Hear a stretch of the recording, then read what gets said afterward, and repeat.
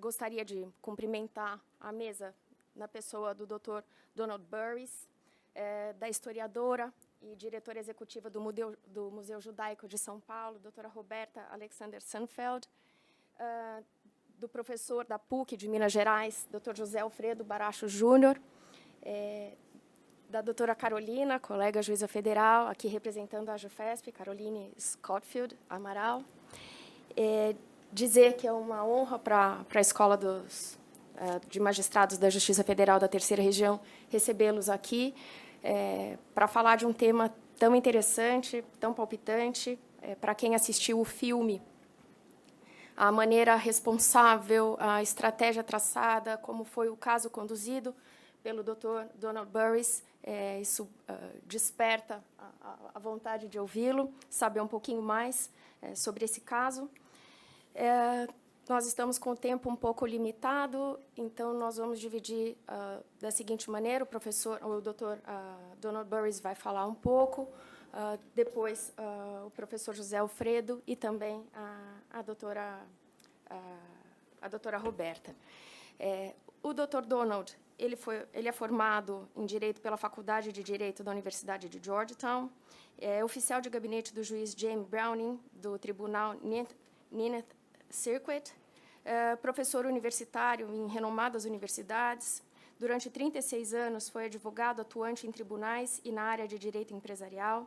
Desde 1987, tem atuado como assistente da magistratura no Superior Tribunal da Califórnia, sócio do escritório de advocacia Burris, Schoenberg Walden, especializado em fusões e aquisições, e, nos últimos anos, realizou o trabalho de rastrear e recuperar obras de arte e outros bens confiscados por autoridades nazistas antes e durante a Segunda Guerra Mundial.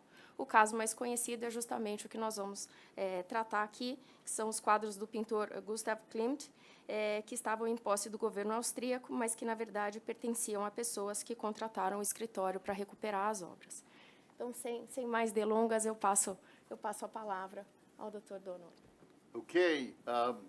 I don't know exactly what she said about me, but hopefully it's positive. I appreciate it.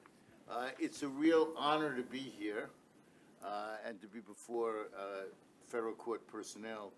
Many years ago, before some of you were born, I was a law clerk on a federal court in California. And so I know what the federal courts are like, how prestigious they are, and how interesting it is to work for those courts. I'd like to thank the judge, as well as all the people I met last night who helped organize this, for inviting me. Brazil is my second favorite country, so I'm glad to be here. But I've lived in the United States for so long that I just have to keep it first. But I really enjoyed it. I enjoy your people. I enjoy your outlook on life, and I'm glad to be down here. I've been to many countries talking about the subject that I'm about to talk about today. I appreciate the fact that in the morning, instead of just having a long breakfast, you filled the room and came to hear me talk. Hopefully, it will be worthwhile. I'll do my best on all of that. As far as what I'm going to be talking about, you know, it's not me and it's not my cases that I'm emphasizing here. Instead, I'm sorry? Oh, it's okay. Can you hear? It's okay? Yes. Okay. What I'm here really to talk about is how important it is all over the world to protect culture and to prevent any society from having their culture threatened and wiped out. We see it now in the Middle East. You know, you saw it in Iraq and other places like that. We see it in Africa, Sudan and Rwanda and the like. So I think we all should be vigilant wherever we live and whatever we're doing to be sensitive to this. And one of the reasons why I think it's important for this subject to be talked about is to keep the word out as far as letting people know what can happen if it isn't controlled in terms of what goes on. On a side note, I happen to be a member of the Jewish faith, and so I had relatives, like so many people did, who unfortunately perished in the camps, not close relatives in my case, but so there's a certain personal meaning to what I'm talking about, but extends way beyond just discrimination against Jews, okay?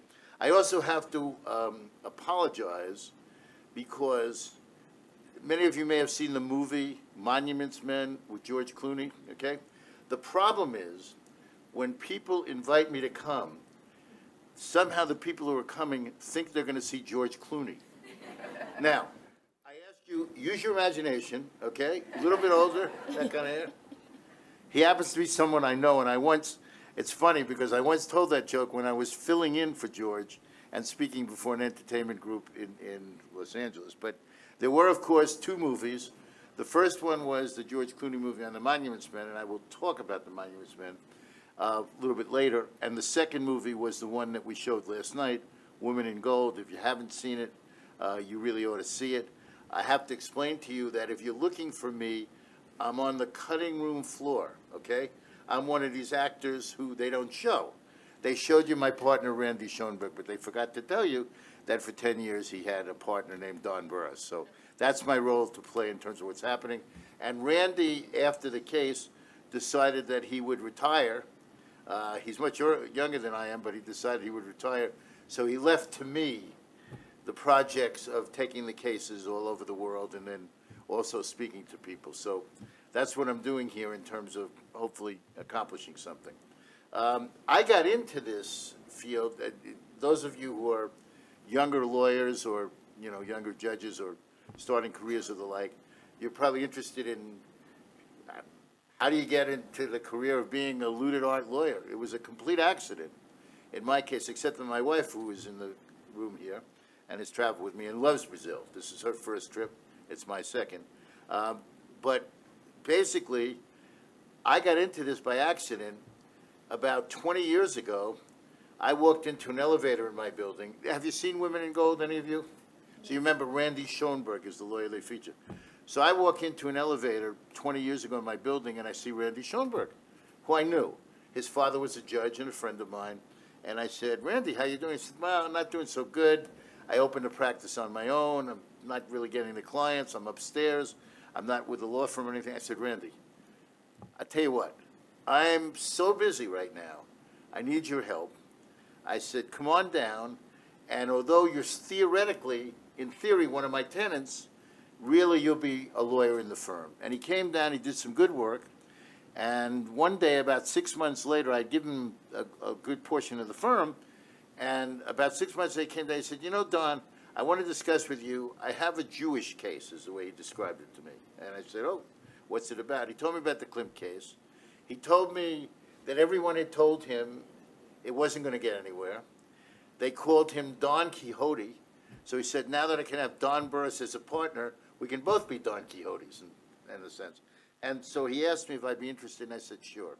Not thinking it would go anywhere or anything else like that, but thinking that it made some sense in terms of what happened. And I'll talk about the case in the context of our work and the like. So that started it, brought Randy into the firm, and from that time, for 20-plus years, a good portion of my practice has been as a looted art attorney. And what that means is you represent claimants all over the world who have lost art or other sorts of cultural properties, to some extent business and real estate, but that's a much more difficult task. But basically trying to get compensation back for the theft. Now, when we talk about the Nazis, this is the biggest property theft in the history of the world.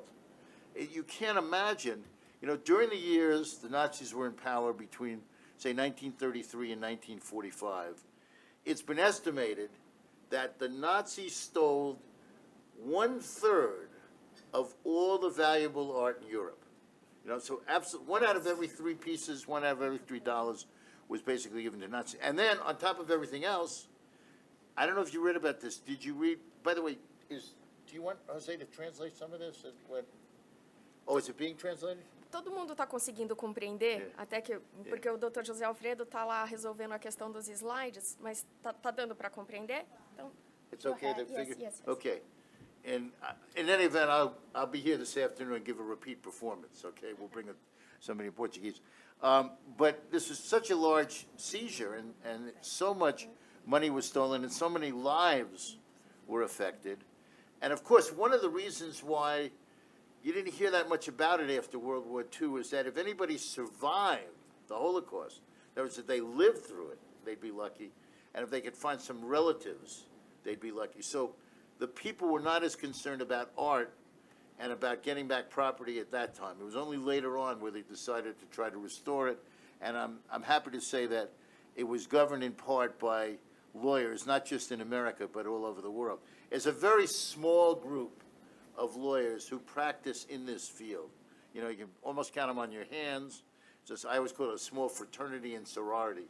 There aren't too many of us, but they're pretty dedicated people. And we sometimes represent the auction houses and we represent the galleries and collectors, because some of them would hire you to be honest. In other words, we want you to evaluate our case. We think we can defend our right to have the property. We think that the claimant is not right. So please be objective and try to help us along those lines. So this is sort of the background in terms of what I do. And the cases, and the Altman case took, as you know, about 10 years from beginning to end, and that's kind of average. We're in the federal courts right now, in fact, in California, with a case that has gone up to the Federal Court of Appeals 3 times. And it just was argued again. So it takes a lot of time, a lot of energy. In the case involving Woman in Gold and involving Maria Altman, in that case, we truly believe that the Austrians were motivated in part by the fact that Maria was in her 90s, and they figured they could outlive her in terms of what happened. And it is, as you saw in the film, as I'll talk about, that has some relevance to what happened. Do you know if Jose went to the local bar, or did he just go to take care of the slides? Anybody know? Because He's back there. Jose, Yes. can we get the first slide? He's waiting. Oh, he's working, okay, Yes, we'll he's work working. around it. I wanted to start with something. I always, when I talk about looted art, and I describe this area to people like you that are intelligent and very interested in it, I always start by talking for a moment about Maria Altman. And what I was hoping was that we had the first slide, which had Maria's picture, real picture. Helen Mirren did a good job in the movie, but doesn't look exactly like Maria Altman. So we'll show. You have to imagine the pictures up there. We could never have succeeded in that area. I could never have, pardon the expression, the reputation I have, without the clients. People like Maria, who were so dedicated to what they wanted to do, and so persevering, and so courageous. Incredible people, and it's a lesson in life, really. You know, I've practiced law for almost 48 years, and there's a lot of people in the room that are younger than 48, I realize that. So it's a long time. In 48 years of practicing law, I never had the same experience, the same positive and wonderful experience that I had when we told Maria that she won her case. You cannot imagine what she said and what she did and what she looked like, or what we reacted to at that time. So as lawyers, you know, as judges, you know when you've done the right thing, how good it feels. It felt very good in that regard. And so we tried. Now, unfortunately, we don't win all our cases. By the way, I'm going to tell you something, okay? I'm sorry to have to tell you this. You probably met some American lawyers who've told you they win all their cases, okay? They're full of malarkey, okay? Which is a nice word for you can imagine. Nobody wins all their cases. And if they tell you they do, there's a reason for their bragging or something else like that. So the best you can do is put up the right fight and the like. The other thing is, in American law, particularly in this area, with the length of the cases, the age of the people you're representing, and the like, you want to be very careful to try to settle the cases, if you possibly can. Negotiate a settlement. If you have to go to court, then you really have not won in one sense, even if you win in the end. But in Maria's case, they forced us into the courts. The Supreme Court opinion in the Altman case, the Women in Gold case, is the only time the American Supreme Court, which is the highest level court, you have the same thing, don't you? We have a Supreme Court at the top of all the, do you have state courts and federal courts and like, yeah. It's the only time in the history of the U.S. Supreme Court that the U.S. Supreme Court ruled that a Holocaust survivor was entitled to property. So it's a really an earth-shaking case at the time, and it really represents something quite special in that regard. Why, in addition to wanting to tell a story, in addition to meeting such nice people and being in a prestigious company like this one, you know, you may wonder, how come he's sitting up there talking about events that occurred 80 years ago? Because they still have a relevance. You know, I don't know if it's true in Brazil, but certainly in the American newspapers, in the New York Times, the Washington Post, and like, there's always a story. Every month there's a story that an artwork was found. There's a story that there's a case going on or the like. So this is something that's a very current, really current interest in terms of what happens. And so people tend to be interested in it. It's not an old case. But because it's so many years, then the people who are defending the right of the collectors to hold on to the paintings often invoke the statute of limitations. You have that, right? Statute of limitations, which is, as you know, probably the same in Brazil, it imposes a time limit on how long you can file suit and the like. So that the passage of time can affect that. I don't know if you read about this, but a few years ago, there was a headline article all over the world about a man in Munich, Germany. Did you read about this? Yes. And a man who turned out to be, he's an older man, and they arrested him for carrying euros across into the trains and the like, you know, going across countries. Apparently they have a rule like in America where you can't take more than 10,000. And somehow they felt that when you added up all the money he had taken, he was violating currency laws. Anyway, so they seized him, the German police did, and they questioned him, and then ultimately they searched his apartment sometime later. They found 1,400 valuable pieces of art. They, you know, it could be worth in modern terms millions and millions and millions of dollars, depending on, you know, what the market was like.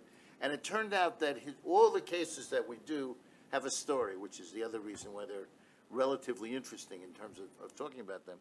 In this case, his father was the favorite agent of the Nazis for selling paintings. I mean, you know, the Nazis, in addition to stealing the paintings from the Jewish people, in addition to exterminating and killing Jewish people, the Nazis made a lot of money selling the paintings. You know, they would say, oh, this is a terrible painting. It's a degenerate painting. We don't want anybody to see it, you know? And then they turn around and sell it for millions of dollars through France, or Portugal was neutral at the time, or even secretly in the United States and the like. So Hitler made a lot of money selling this artwork. By the way, speaking of degenerate art, what happened was a lot of the art that was seized and told by everyone, by the Nazis, it was degenerate. Nobody should see it. But Goebbels, the really bad Nazi, the public relations guy, said, you know what? I think we ought to do something. We ought to have 2 shows in Germany, 2 art shows. One of them should be a show of degenerate art at just a terrible gallery, you know, where the bathrooms don't work or whatever else like that. And then we'll show the really important Nazi stuff, you know, the soldiers and the women in the field and the like. We'll show that at a beautiful modern gallery. Well, what happened was, this is the late 1930s, 7 times as many people attended the gallery for the degenerate art as the other one, so Goebbels shut everything down. He didn't really like what was going on. The fate of much of the property that was stolen is not all that known because some of it was destroyed. At last count, some years ago, a prediction by a man that I know, Mark Mazeroski, who works in this field, was that there were 100,000 at least pieces unaccounted for. Doesn't mean that they're out there, but many may be. And the other thing is, where do you find them? I'm going to tell you the story of the Monuments Men in a second. But these paintings were located at the Jeu de Paume in Paris, where there was a staging point. A lot of paintings were there. If you saw Monuments Men, you saw the story, you know. Matt Damon was not actually in the war, but he played a person who was there in terms of what's happening. And I have to tell you the truth, the lady who was a great hero, Rose Valland, didn't look exactly like the actress in the movie. But other than that, it told a pretty good story of the Monuments Men in terms of what was happening. So a lot of paintings came through there, and a lot of paintings were, as I say, stored in salt mines. You met Jose, right? Yes. How we doing, buddy? Good. Now I'm in the green TI. Okay. Could you put the first one on, if you don't mind? Yeah. Oh, we do it First for one? the first one. for the O back? primeiro, por favor. Thank you so much. You know, I know a little Spanish. I was going to say gracias, which would have been kind of silly. Obrigado. Obrigado. Thank you, obrigado. I just want to get this on.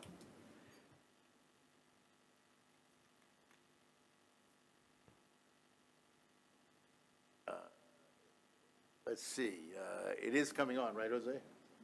Right, okay.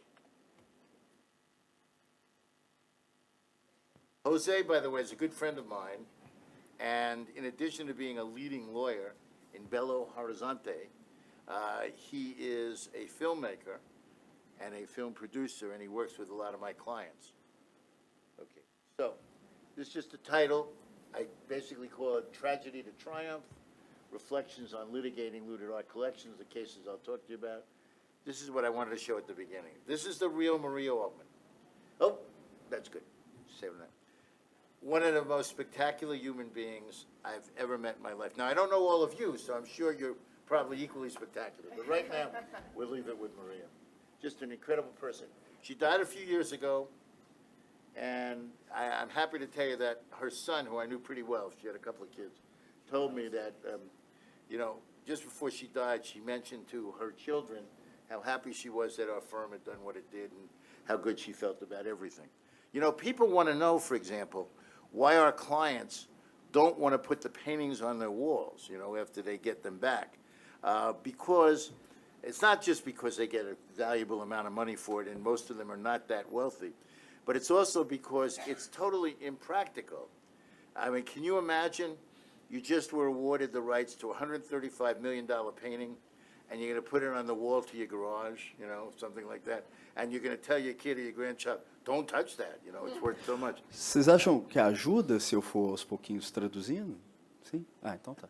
Ele está dizendo por que os clientes não colocam os quadros nas suas casas, né? Aí ele está falando do problema que seria colocar um quadro que vale mais de 100 milhões de dólares, né, na parede da sua casa. Ficaria deslocado.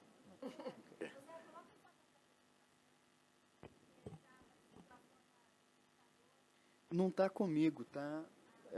Na verdade, o arquivo ele foi transferido para lá. Everything okay? Mas eu posso fazer isso por aqui? Everything okay? Yes, Acho yes, que não, she's just é. asking to Acho que eu não consigo. Oh, sorry. the It's screen. okay otherwise, though, you can see it, right? Yeah. Okay, Yes. okay. Let's go to the next one. O próximo slide, por favor.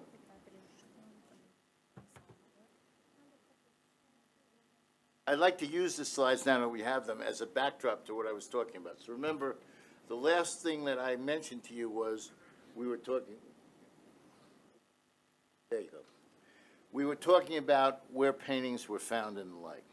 Well, let me tell you this, although I'm not George Clooney, as I admitted, let me tell you the story of the Monuments Men very quickly in terms of what they were.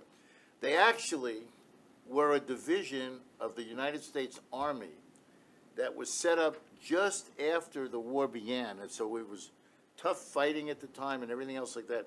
But both President Roosevelt and General Eisenhower agreed that they had to have a way of preserving culture, which is interesting. You're fighting a war for your lives.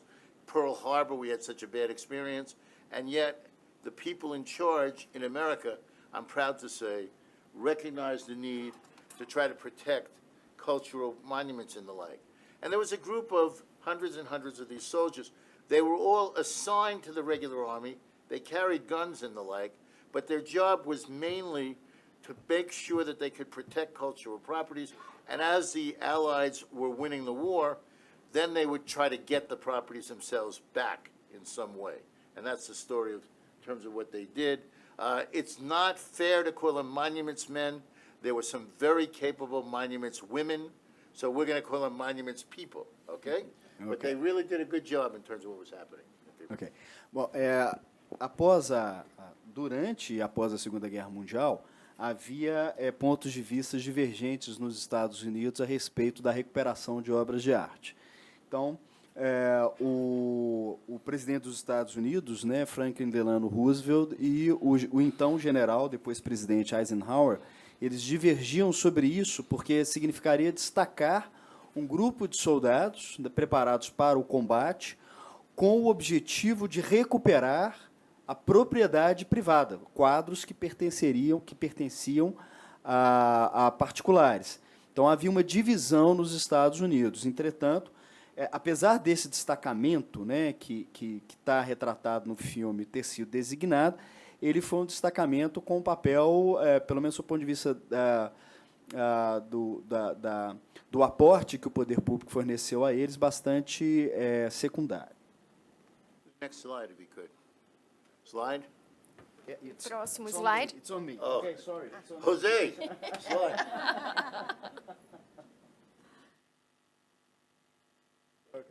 Okay.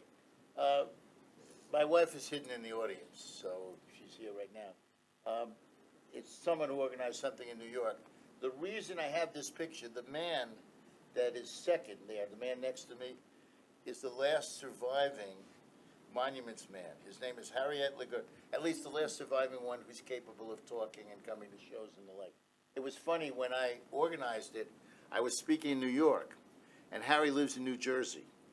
And his agent, he goes around speaking, said, the only problem is Harry is widowed, and he's interested in all women between 18 and 80.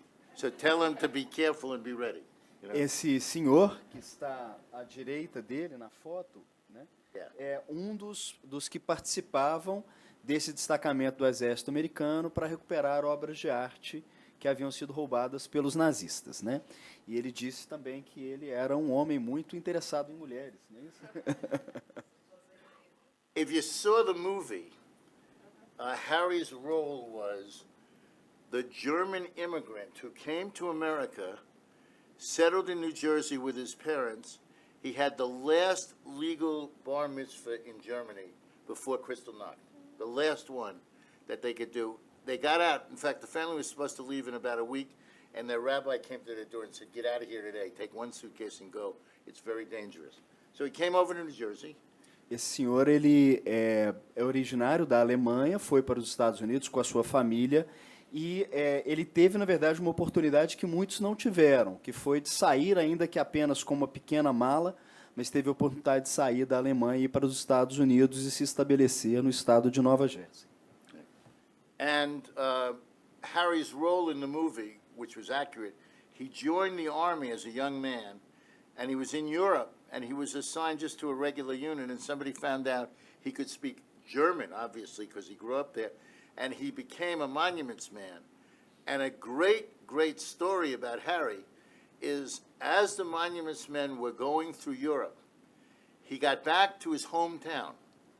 He discovered in a church steeple some very valuable works that had been taken from his grandfather when they still lived in Germany. And so he had, the Jewish people were never allowed to see that till then. And Harry found it, and it was a very emotional experience. He was describing it for me. Esse senhor Harry, ele foi enviado, né, destacado para essa missão, porque ele supunha-se que ele falava alemão, por ser originário da Alemanha, né? Ao mesmo tempo, ele acabou fazendo uma missão na sua própria cidade natal. E na igreja da sua cidade, ele encontrou algumas peças de arte que tinham sido do seu avô, da sua avó, né? O que foi um momento muito emocionante para ele. Did we say something controversial, or? Yeah, I heard the yeah, press. they I'm are kidding. warning you about something. I don't know what. Oh, please. I'm Okay. just kidding. The monuments men were directed then to protect culture, and later on to try to get it back. Now, okay. No, Brazil is a very interesting place, you know. Yes. Things happen here. Very much. Things happen here Yeah, that, very much. that don't happen in other places. I was trying to tell my wife before she came that It's a conference call because people, judges from another city, another town, oh, okay, listen. So that's the. so we should welcome them. Yeah. The judges who are listening, welcome. We got your message. I don't know if we.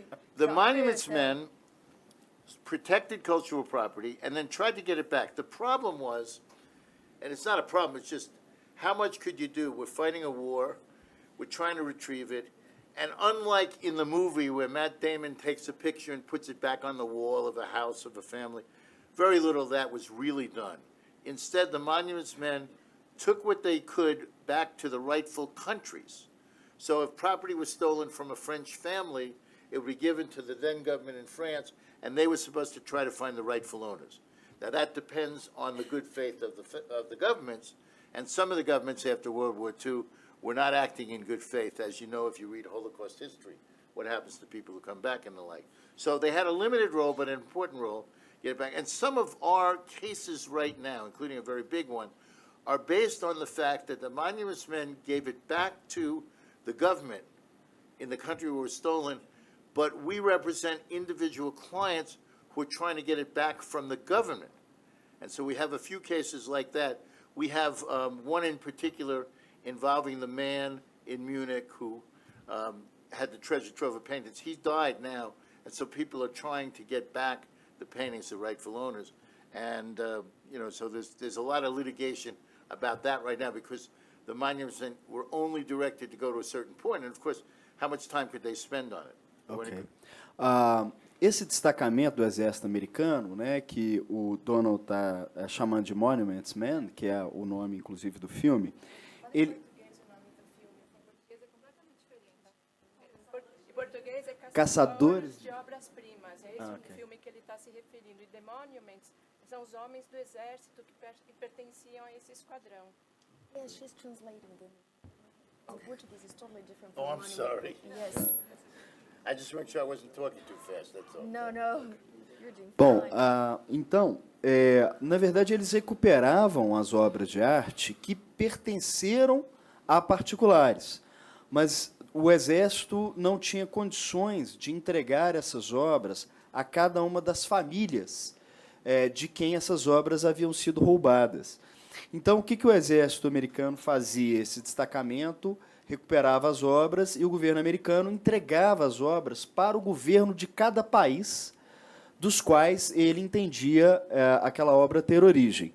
E o papel do escritório do Donald é recuperar essas obras dos governos, porque nem todos os governos que receberam obras recuperadas por esse destacamento do Exército americano entregaram, né, aos seus legítimos proprietários. Em alguns casos, por má-fé, em outros casos, por falta de condições ou por não saber exatamente quem seria o proprietário daquela obra de arte. So the monuments men that we've been talking about were directed to return it to the countries. We call that external restitution. And then the countries are supposed to deal with the internal restitution, which is one of the major things that we deal with now as looted art attorneys in our cases. It's coming up all the time. Why don't you go to the next slide? Okay. Então, havia uma restituição externa, que era do Exército para os governos, e a interna, que era, no interior de cada estado, a devolução para os proprietários particulares. Harry doesn't want to go away.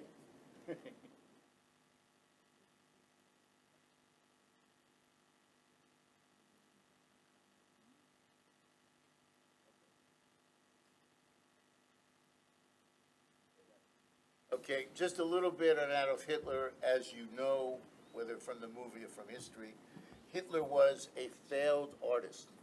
If you want to know why he was a failed artist, take a look sometime at his paintings, which is sometimes on the internet. He's got these paintings of dogs and other things like that. But he was rejected by the Austrian schools, rejected from painting school. You want to get rid of that one? Yeah. And he always had in the back of his mind that he was an expert. So when they had a chance to seize paintings, in addition to greed, he did it so that he could make up for the fact that nobody recognized his artistic skills, and he used to go to a lot of these things. He had a very large collection at the Berchtesgaden, which was in the mountains where he had his hideout. Então, o Hitler ele estudou arte, mas não tinha muita aptidão para ser um artista. Ele, inclusive, chegou a ser rejeitado por uma escola de artes plásticas. Então, essa obsessão por confiscar obras de arte dos países invadidos adviria exatamente dessa frustração no passado do Hitler. By the way, when we talk about degenerate, in other words, the word that was used by the Nazis about so-called unacceptable paintings, we're talking not just about Jewish artists, we're talking about legendary artists like Picasso, Pizarro, Monet, and things like this. So these were degenerate because the Nazis didn't accept them, basically. Esse confisco de obras de arte, ele não foi apenas dirigido contra judeus, mas pessoas de todo tipo de religião, nacionalidade, né? Então, várias obras de arte sem qualquer conexão com a cultura judaica foram também confiscadas.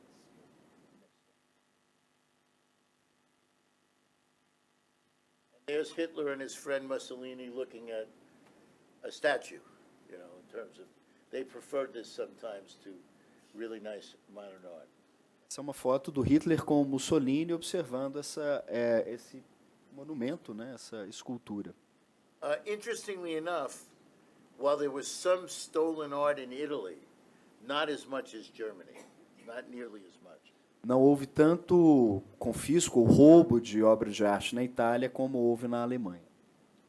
This picture is in a salt mine, which is where a lot of paintings were found by the monuments men and other people. We'll just go back to that one for a second, yeah. And the front is General Eisenhower, who you may realize became a president. Behind him is General Patton, and to the side, General Bradley. So these are very high-ranking officials of the American Army, very supportive, finding paintings. There's millions of dollars of paintings right in front of them, just right there in the salt mines. The Germans figured it could survive and they could hide them there. So in addition to collection points like the Judah Palm, they would put them in salt mines, they would put them in castles, you know, anywhere they could find that they thought would be safe, so to speak.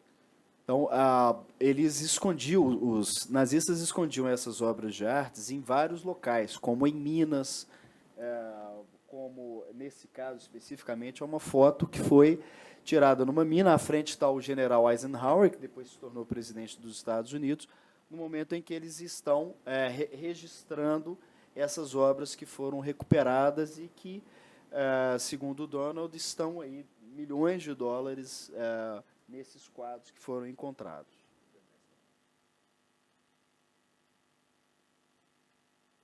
Here the generals are looking at some silverware.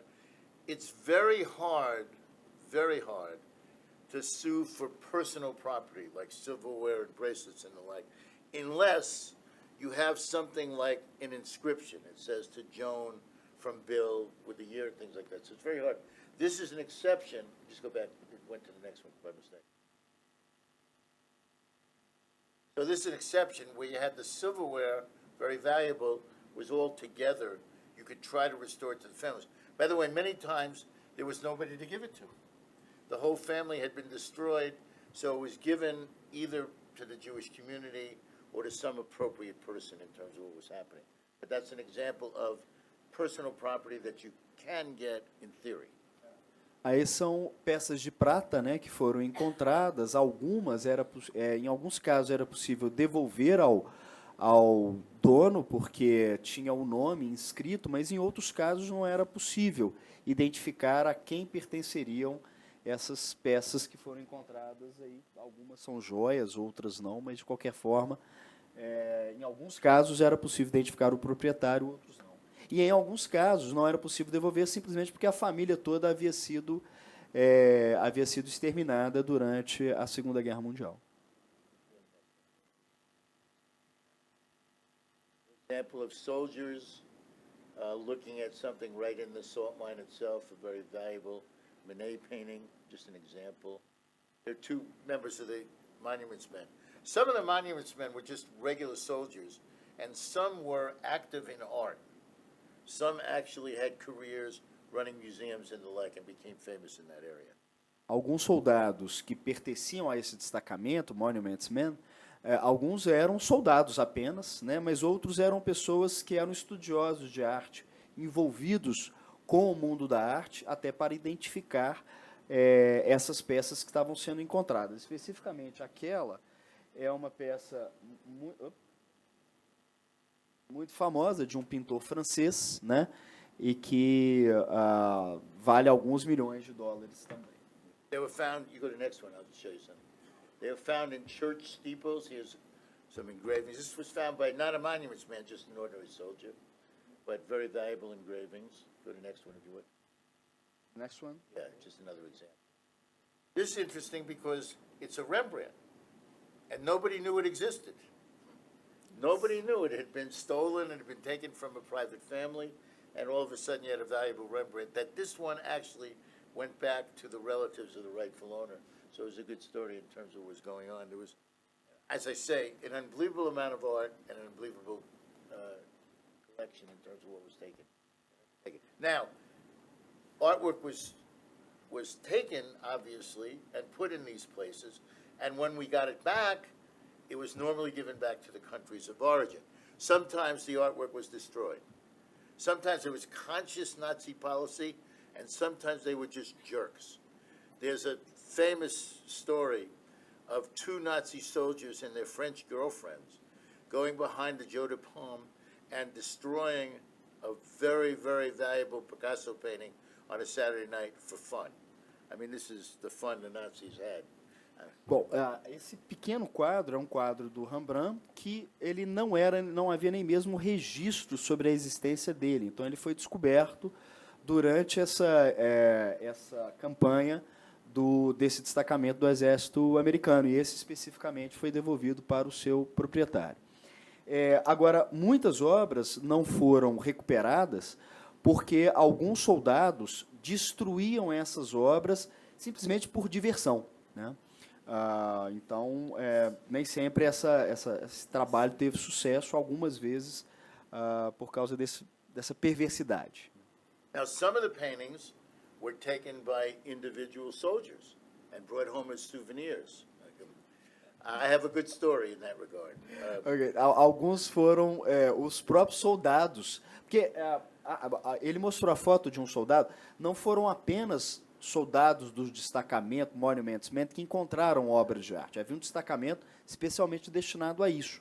Mas as obras eram muitas vezes encontradas em campanha com outros objetivos. Então, muitas vezes os soldados levavam o que encontravam como uma lembrança, como um souvenir da guerra, levavam para casa. E aí ele vai contar um caso interessante a esse respeito. About 20 years ago, there was a story in an American newspaper about a painting, a very, very valuable painting. And what had happened was a person who was representing, not a lawyer, the Metropolitan Museum of Art, the big museum in New York, went to dinner at his friend's house in Brooklyn. Now, I'm from Brooklyn. You ever hear of Brooklyn? Maybe you haven't heard of Brooklyn. It's way back over there in the East Coast. And 1 in 7 Americans have had close contact with Brooklyn. We weren't all born there, but I was. Anyway, he went to Brooklyn for dinner, went to visit his friend, and he was going to the men's room. He walks down the hall, and there's a painting, original oil painting. He looks at it, he looks at it, he looks at it, he says, you know what? There's a painting just like this that Pizarro painted that nobody's found, you know? And his friend says, well, I don't really know anything about the painting, but he said, it was given to me by my Uncle Sam after World War II, you know, like a present given to him. Like, they take the painting off the wall, and it says at the top, to Sophie, with love from Sam, 1945. So Sammy brought a painting home. He went to his wife, you know, maybe it was Mother's Day, whatever it was. Hey, put it up and everything else like that. And that's how that painting eventually came back. I mean, they gave it back, but there's good story. An interesting story on this one is it worth more money? because it has the Sammy inscription, or is it worth less money because it has the Sammy inscription? But there's all, you know, one of the interesting things about this area, and obviously it's a sad area because, you know, you read about families being destroyed and the like, but as far as human interest goes, as opposed to the normal legal case, there's a lot of human interest and a lot of facts that are important in each case, you know. Então, o caso que ele conta é que há aproximadamente 20 anos atrás, uma pessoa foi jantar com amigos numa casa no Brooklyn, uma região de Nova York, um bairro de Nova York, que inclusive é onde ele nasceu, né? Segundo ele, 1 em cada 7 americanos tem alguma relação com Brooklyn. E aí, esse senhor, nessa casa, ele foi ao banheiro e viu no banheiro um quadro. Aí ele falou, mas esse quadro me parece um quadro do Pissarro. E havia uma inscrição no quadro, né? From Sam to Sophie. From Sam to Sophie, With né? love, with love. With love, com amor, né? Do Sam para Sofia com amor, né? E estava escrito sobre o quadro. Isso não é original do quadro, mas um soldado, uma pessoa que, né, não sabia o valor daquele quadro, trouxe para casa e deu de presente para a namorada dele, e estava no banheiro, né? E uma questão interessante é, esse quadro vale mais dinheiro por causa da inscrição do Sam para a Sophie ou vale menos dinheiro? É uma questão que o mercado tem que resolver. In America, and to some extent in Europe, many people go to shows, like antique shows, become flea markets and the like, looking for valuable paintings. So every once in a while, you buy a painting for $50 American. It turns out to be very expensive. Not necessarily looted, but it could be, depending on the history, really. Mm-hmm. And just to make a point, at this stage, if you're a collector of important art, and you see the history, we call it provenance, the artist. If you see the provenance has gaps between 1933 and 1945, it's very dangerous to buy it. Because you can't get insurance. The insurance won't, you know, it's just too prohibitive. So you have to be very careful. It's changed the economy in terms of how that goes, you know. Então, em algumas feiras de arte, né, nos Estados Unidos, você pode encontrar peças que tenham sido recuperadas desse período, né, de 1933 a 1945. Agora, há uma incerteza muito grande em torno disso, né? Qual é o real valor dessas obras de arte? Você pode acabar comprando por um preço superior, né? Ou mesmo ter a sorte de comprar alguma coisa que tenha um valor verdadeiro, né? E ele está dizendo que é muito difícil. É comum nos Estados Unidos obras de arte terem seguro, né? E isso é um problema também para seguradoras, porque qual é o valor que você vai atribuir àquela obra para estabelecer, né, o valor do prêmio, todas essas questões que envolvem o seguro de obras de arte. It used to be, for instance, when there was a legal case before a judge, it used to be that the defendant would try to argue, we didn't know. But now, if they should have known, there's a standard also because of everything that's come out. And that's changed, I guess you would call it, we call it burden of proof, but you probably have a similar term in Portuguese. It's changed the outlook when you have a lawsuit. So really, as a defendant, you can't just say, we didn't know. You have to say, we didn't have reason to know, or interpose other defenses, you know, in terms of what happened. Quando essas obras são reivindicadas, né, por alguém que se diz proprietário e está na posse de outra pessoa, né, um argumento de defesa é a pessoa simplesmente dizer que não sabia do valor, não sabia da origem, não sabia que isso tinha sido roubado ou confiscado pelos nazistas, enfim. É o que normalmente os réus costumam alegar nesse tipo de processo. I'll tell you about this. I have some cases that I'll tell them about. Let's go to the next one. Now, this slide is here for several reasons. One, I wanted you to meet the real Randy Schoenberg, since you have the real Don Burris right here. But there's another reason for this slide. Those of you who've seen Women in Gold, right? Okay. You remember Ryan Reynolds played Randy Schoenberg? Good look at that picture. Which one of us looks more like Ryan Reynolds? Close look, right? Little taller, a little more hair. Ele está dizendo o seguinte, o verdadeiro Randy Schomburg, né, que está ao lado do Donald nessa foto, né, ele coloca essa foto, né, para... Isso é... Trial, né?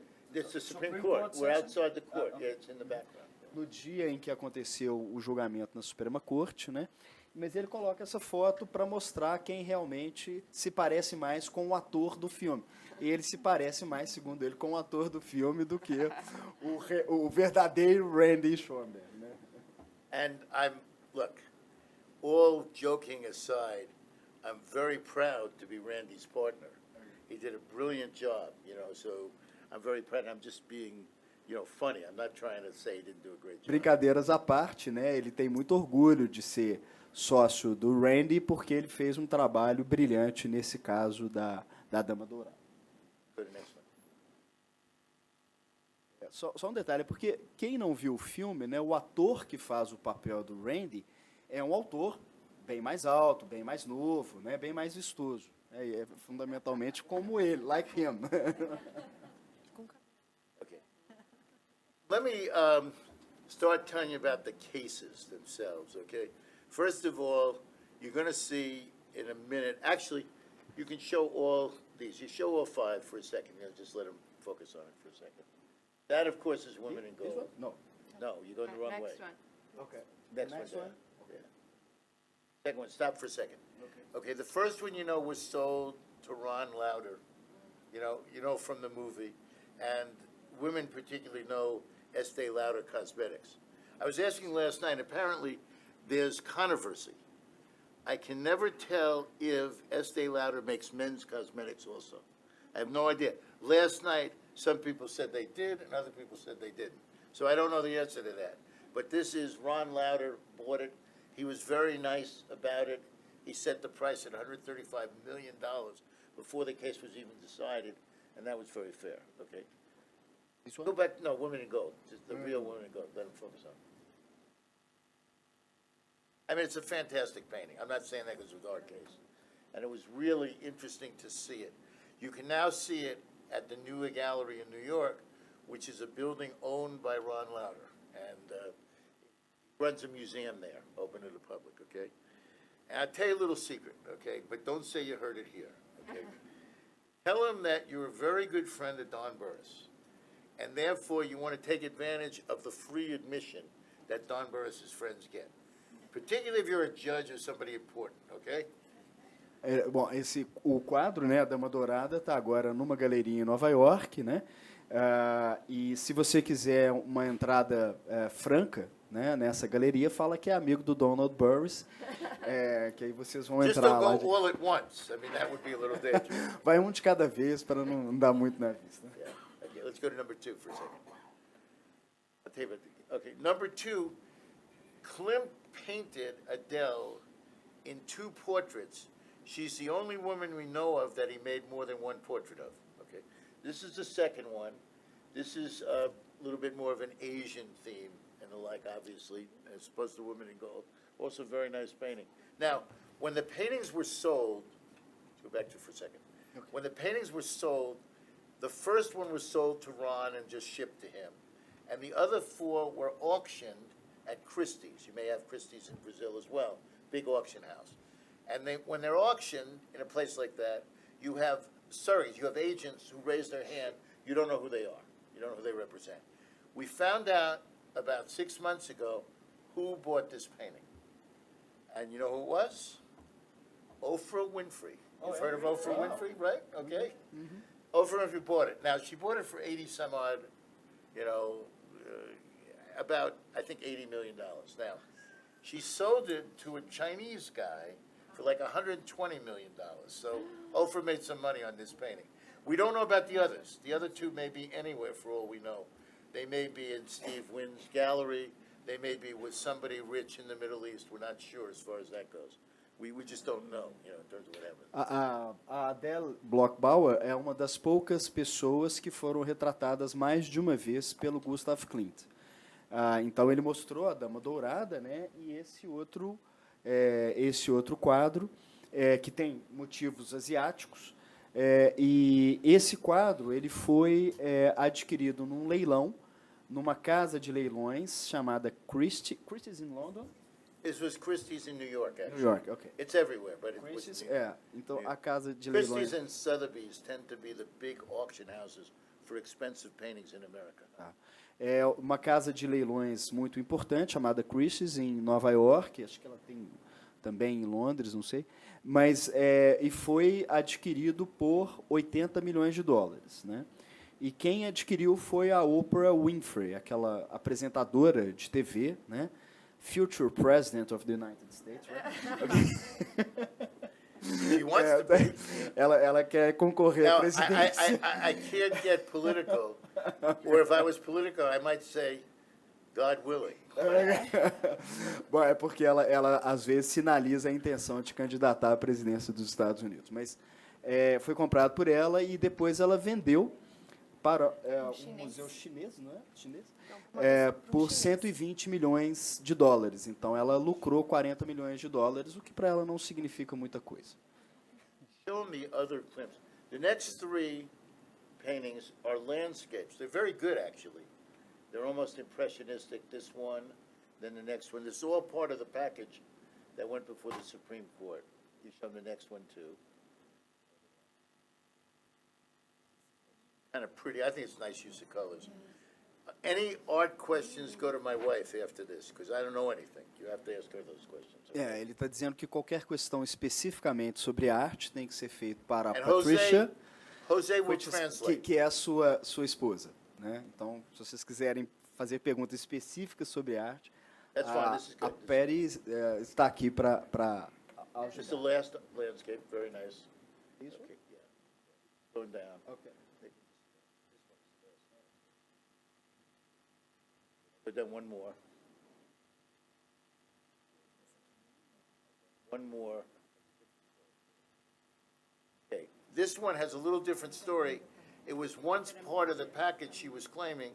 It's a friend of hers. She's mentioned in the movie, actually.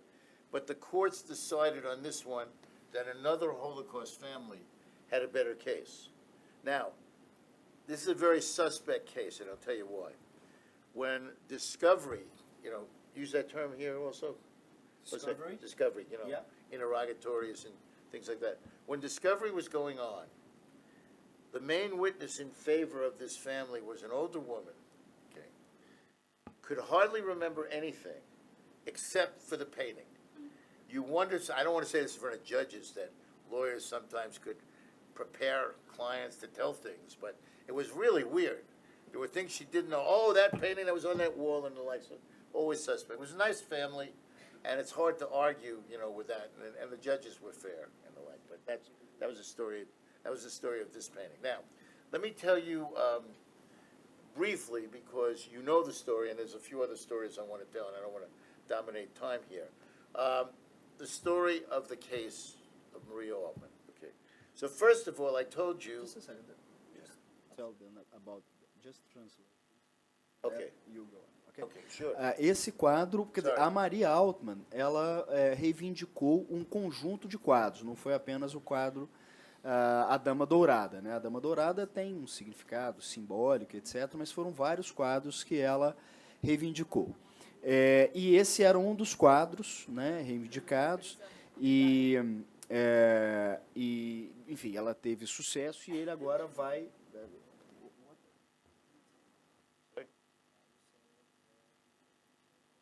Oh, we're going to talk about the case now. Ok, They've tá. seen the Aí ele vai paintings. falar do caso especificamente, né, dessa reivindicação dos quadros pela Maria Altman. But I'm going to assume that they know a lot about the case, because we want to talk about some of the other cases also. So Okay. I'll summarize it. Bom, ele vai falar um pouquinho do caso da Maria Altman, mas ele vai falar também sobre alguns outros casos, né? Então, ele está partindo do pressuposto de que muitos de vocês assistiram ao filme e conhecem um pouco do caso da Dama Dourada, porque ele vai agora fazer considerações sobre alguns outros casos semelhantes. Maria was living in Austria at a time when Austria was a cultural paradise. Vienna was, Freud, almost any name you can think of. Randy's grandfather Schoenberg, and lots of other people. So it was a cultural paradise. And at the time, there were many young artists who were supported by rich families. And Klimt was supported by the family of Maria, her aunt and uncle, the Bloch Bauers. They were among the richest people in Austria, and they were among the richest people, actually, certainly in the Jewish community, and they supported Klimt. And because they supported him so well, he gave them these paintings that were put on the wall of their house in Vienna. Beautiful house, beautiful wall, put it all there. And Klimt died just after, I think it was just before, actually, the armistice in World War I. So he died relatively young. He had time to have a bunch of children because they kept coming up later on. But that's a whole other story we don't get into right now. Particularly in this is a Catholic country, right? Right. Got to be very careful, Yeah. okay. Anyway, so they supported Klimt. They had the paintings on the wall. And then Maria's aunt died about 1925, natural causes. Very young, though. The husband, the uncle, was distraught. He set up a room in the house as a kind of memorial for his wife.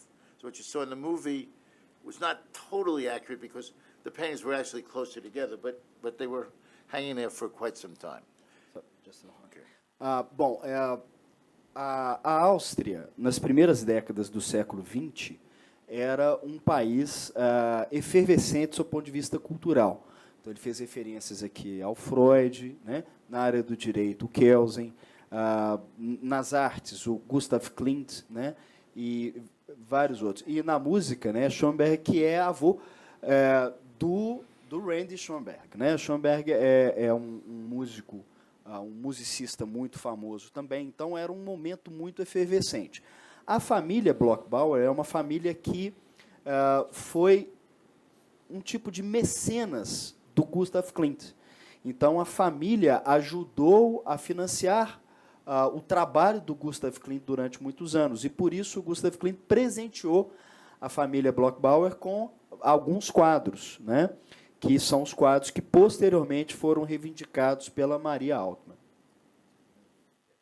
So we're living in Austria at the time, and his wife had died, and Mr. Bloch-Bauer was a widower for many years. And in 1938, the Austrians joined with the Nazis. Now, it's very interesting because when we got to the federal courts, one of the arguments the Austrians made was that they were victims. All you need to do is see the movies of the German troops coming in with the permission of the Austrians and everybody kissing babies and the like. You know they weren't victims, but it's interesting they characterize it that way. We had Kristallnacht in Germany. We had awful repression in Hungary. We had everything going on all over the world, but in Austria it got terrible, really terrible. And one of the things that happened is they cataloged all the Jewish possessions, and they took them, virtually everything, and of course people went to concentration camps. Now, if you saw the movie, you saw what happened. It was taken by the Germans, including the cello. The escape, okay, a few little things. I promised last night I'd give a few details, but I don't want to, ruin it for you because the movie's really good. But they didn't have to escape the way you saw in the movie. They got out, with some permission. Movies in Hollywood, as my friend here knows, are often given glamorous endings and, tension-filled endings, but they didn't have to escape. They went there. The other thing that you should know is that her father actually passed away before she left. But in the movie, they portrayed it that way. And the reason, the producer of the movie told me once, the reason that was done that way was that so many people had to leave their families that they wanted to show that symbolically. And I think they did show the Holocaust symbolically. The doctor's wife scrubbing the street, the little kid having his curls cut off, those kinds of things. I thought that was really a very effective way of portraying the Holocaust as opposed to just showing brutality, and killing and the like. This is brutal enough in terms of what happened. Well, quando a Áustria, na visão dele, a Áustria aderiu ao nazismo, né? Apesar de muitas vezes os austríacos terem um discurso de vitimização em relação a ocupação nazista, na verdade, quando a Áustria foi anexada à Alemanha, isso, em grande medida, teve o consentimento dos austríacos. O discurso dos austríacos como vítima veio muito mais depois da Segunda Guerra Mundial. E, quando houve essa anexação, os nazistas haviam catalogado as obras de arte, e não apenas obras de arte, tudo aquilo que poderia ser confiscado das famílias judaicas. Depois... The Austrians joined them. Right, yeah. And in Germany, there was something called a Kristallnacht, which was a night of the glass. Terrible in Germany. A terrible, horrible experience. Noites cristais em português. Ok. Bom, mas é porque você tinha falado outro assunto, mas, enfim. Sim. Aí ele fez algumas considerações sobre o filme, né? Há no filme uma série a gente poderia dizer que são licenças poéticas, né? Os fatos que efetivamente aconteceram, eles não são narrados com exatidão pelo filme, porque o diretor, né, disse ao Dom que o objetivo era criar um símbolo sobre a ocupação nazista na Áustria e a relação dos nazistas com as obras de arte. Então, alguns fatos são efetivamente modificados para dar maior concisão dramática ao filme, né? In fact, Maria had to get her husband out of Dachau. They had put him there trying to force the family to give back the valuable paintings, right away. And by the way, the Germans, the Nazis, the Austrian Nazis, they were just phonies about legality. And the judges would be aware of this. They wanted to be framed in legality. So what they said is they have a tax on the Jewish families and their property. And the tax was normally 100% of the value of the property. So you can imagine. And was seized even without, doesn't even get a chance to pay it or anything else like that. But so it became very dangerous. Maria did leave. She and her husband came to America. They started a new life in California. And he was a good singer, very good singer. And she opened a clothing store in Beverly Hills and lived nearby, raised 3 kids. Okay. After World War II, her uncle had fled to Switzerland. He lived, the guy, the widower. He fled to Switzerland. He tried to get the paintings back because they were in something called a trust. So he went to the Zurich courts and he said, look, it may be a German institution, but it's a trust under Swiss law, bringing the paintings back. And they, of course, said the Nazis won't let us do anything like that. The Nazis held on to them. So he died virtually penniless, but at least he lived out the war. So after the war, Maria's left in California, and she has a couple of siblings. And she decides, she's one of those rare people who does care about trying to get the culture and property back, even at that early stage, because fortunately she lived and the siblings lived. So she hires an Austrian lawyer, and they try to get the valuable paintings back, and the lawyer has tremendous difficulty in Austria. There's a law in Austria passed at that time that says you should return paintings and other valuables to the rightful owners, but the Austrians don't care about the laws. And the Austrians tell her lawyer, look, we'll give you back a few of these smaller pieces, which have some sentimental value, but we're keeping the big ones, and please sign a release. And so she had to sign a release. And under duress, again, I'm in a room full of judges, so we don't have to talk about law. They know more than I do. So basically, so she signed it, and that was it. I mean, in the 1940s, late 40s, that was it. She then went to raise her family, do everything else like that. You fast forward to the 1970s, and Maria's family was friendly with Randy's family. Randy's grandfather, you know, if you saw the movie, maybe generally, is Arnold Schoenberg, okay? Don't tell Randy this. I find his music a little strange, but I didn't tell you that. Okay, no, I didn't say that publicly. I think Randy does as well, but obviously well-known and very talented. And he did some, I don't want to be a music guy here, because I can't be, but he did some things. He did an opera, actually, in the early part of his career. That's quite different, you know. Anyway, so the families, yeah, go ahead. Bom, a Adele, ela tentou recuperar essas obras após a Segunda Guerra Mundial. A Adele. A Maria, a sobrinha. A Adele morreu já faz tempo. A Adele depois da Segunda Guerra. É, ela tentou. Não, a Maria Adele sobrinha. morreu muitos anos antes. Isso, ela tentou depois da Segunda Guerra. Desculpa, a Adele não, o marido da Adele. Desculpa. O marido da Adele. Adele was dead. Ele tentou. O marido. O Look, marido da this Adele. guy is the best. I've spoken all over the world. This is the best translator I've ever had, really. Because he did that. Então, o viúvo da Adele tentou recuperar, né, após a Segunda Guerra Mundial. E o governo austríaco, ele tinha assumido o compromisso de devolver aquilo que havia sido confiscado durante a Segunda Guerra Mundial, mas ele usava uma estratégia, devolver pequenos objetos de pouco valor, e como muitas vezes as pessoas, após a guerra, precisavam de dinheiro, né, elas acabavam assinando qualquer documento que lhes permitisse reaver alguma coisa e lhes garantir a sobrevivência por algum tempo. Então, é isso que aconteceu depois que o marido da Adele foi reaver bens que haviam sido confiscados. A Maria, por sua vez, que fugiu de uma forma um pouquinho diferente do que está no filme, do que está retratado no filme, né? A Maria, ela já vivendo nos Estados Unidos, ela decidiu por um outro caminho, que é exatamente como o Donald vai contar agora. Okay.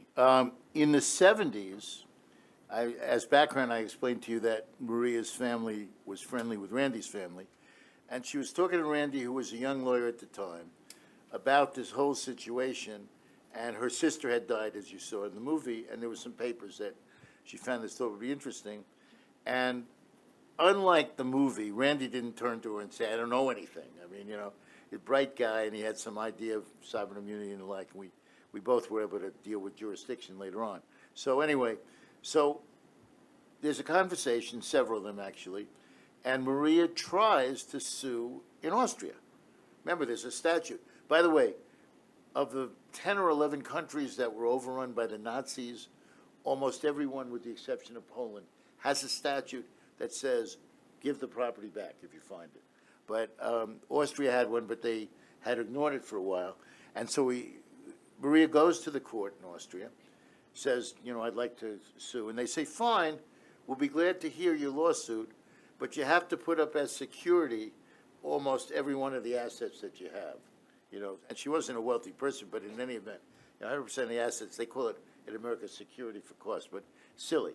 They wanted to put up the whole thing. We appealed that, Randy appealed that, and the upper court said, no, you don't have to put up that much, maybe about half, you know.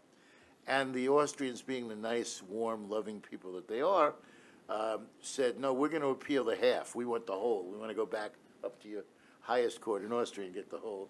And at that point, Maria says, we're out of there. Então, a primeira tentativa da Maria Altman foi contratar um advogado na Áustria.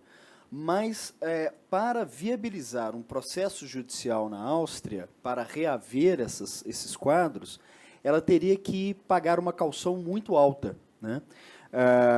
Eles solicitaram, então, que houvesse uma redução da caução, né? Mas o governo austríaco ele insistiu, né, no pagamento integral da caução para que pudesse haver o processo judicial. Do you know how much was I don't remember, but mas originally, almost all of her assets. Okay. She'd have to put up. O valor correspondia quase que ao valor dos quadros, então um valor muito exorbitante, e ela não tinha condições sequer de entrar com a ação judicial na Áustria por não poder arcar com essa caução. Okay. So we're out of Austria. Where's Maria going to go? She had an understanding from before. Everybody had made her aware of the fact that it would be very difficult to sue in California. Not that you could sue in California, it would be very difficult to win because, as everybody in this room knows, you can't pin jurisdiction on where the plaintiff lives. You have to find a reason to connect the defendant to the jurisdiction that you're in. And we're in California. These paintings had never been in California. So she knew the odds and everything, but she directed a lawsuit to be filed in the district court federal district court, first level of federal courts, and eventually went to the Circuit Court of Appeals, we call it, then the Supreme Court.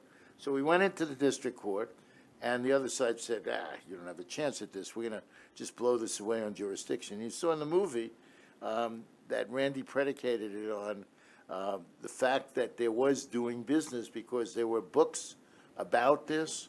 What you didn't see in the movie was travel brochures. You know, my house, Randy's house. You get a travel brochure, come visit Austria. Guess what? 2 of those brochures in the year before each had a picture of Adele, okay?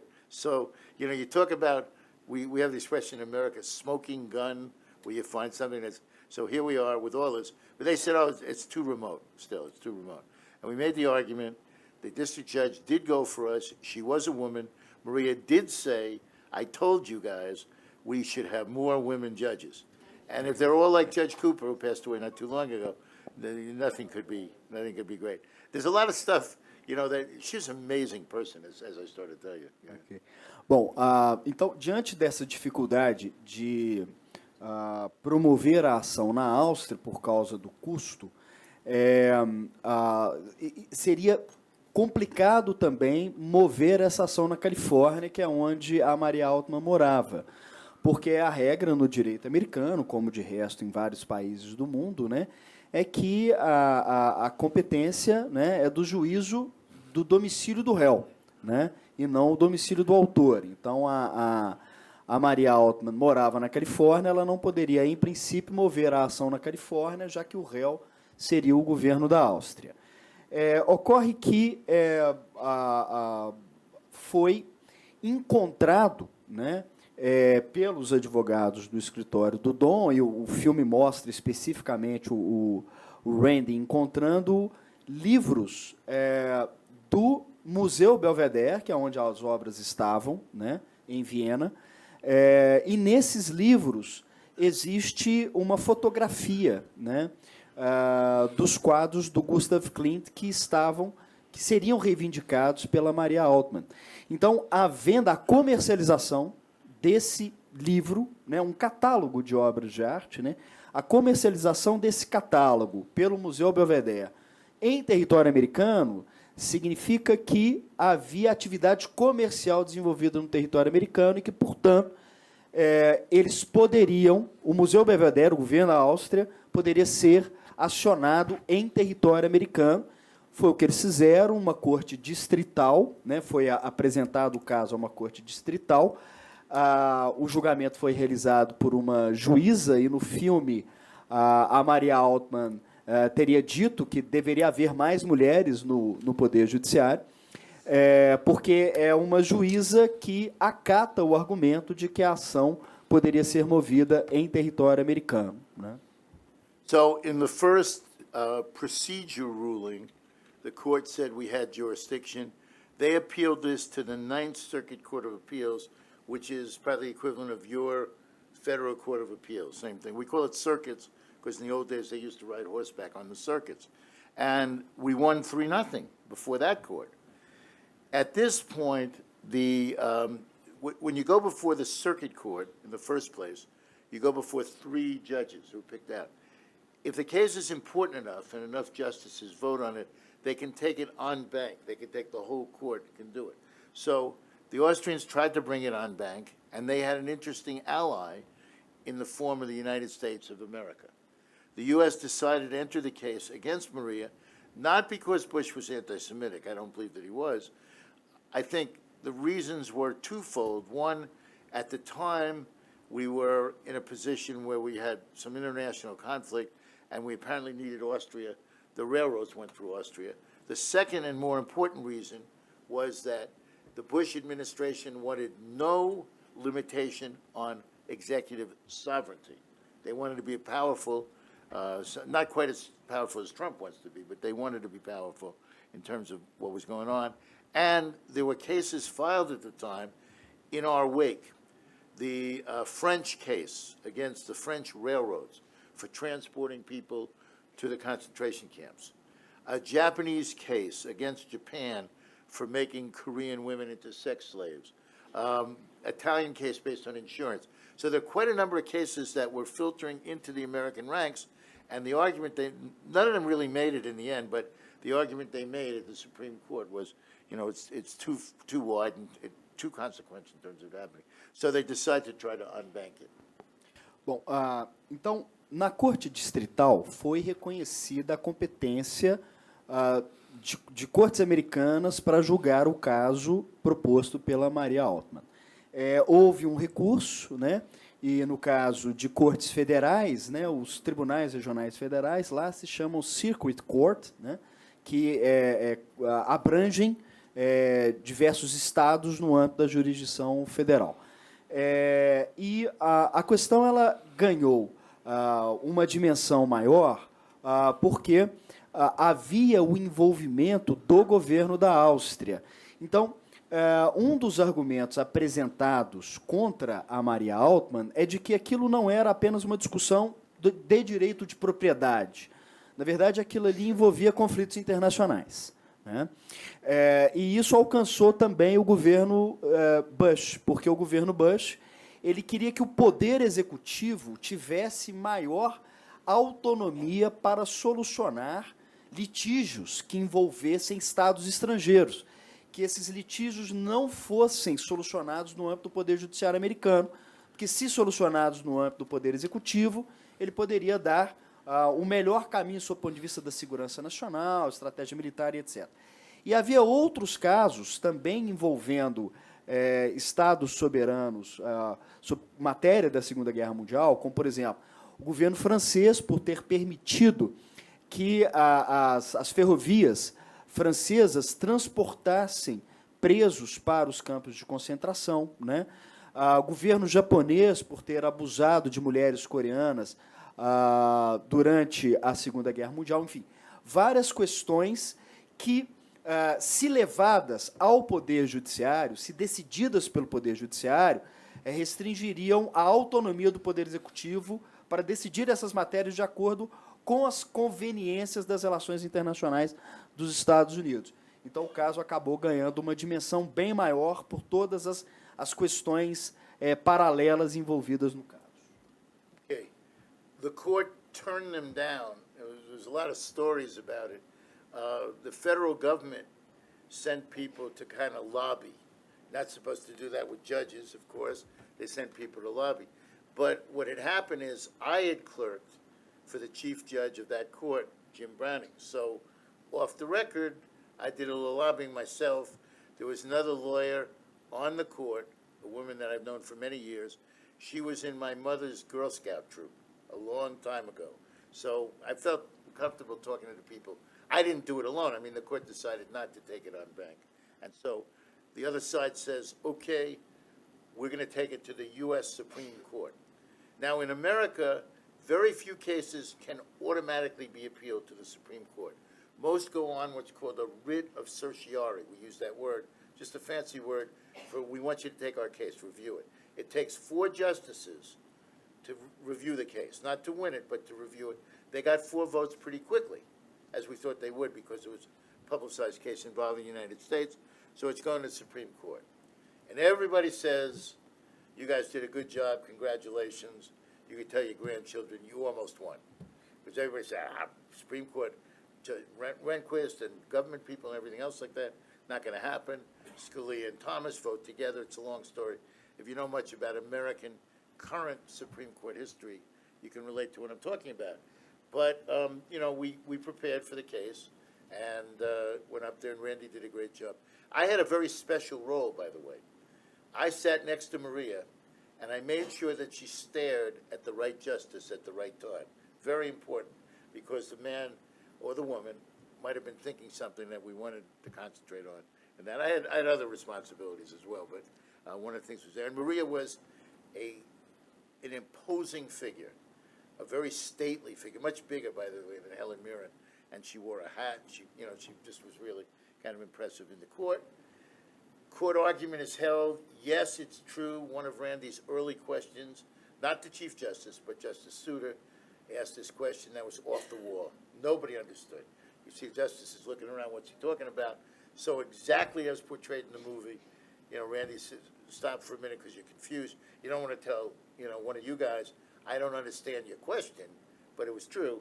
And he asked it, and you looked at the justices, they all seemed to have a sigh of relief about that going. And we thought the arguments went reasonably well.